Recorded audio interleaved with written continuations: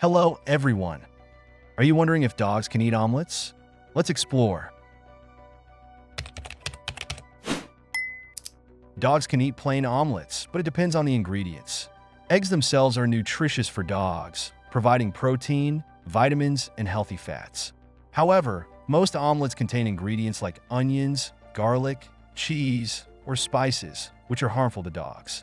Onions and garlic are toxic and can cause anemia, while excessive cheese or fatty ingredients can lead to digestive issues or pancreatitis. If you want to serve your dog an omelet, make sure it contains only safe ingredients like plain eggs and dog-friendly vegetables such as spinach or carrots. Cook the omelet without any seasonings, butter, or oils, and avoid adding cheese or meats high in salt and fat. Omelets should be given as an occasional treat and not as a regular meal. Please like the video and leave a comment to support my job. Thank you for watching and see you later. Goodbye.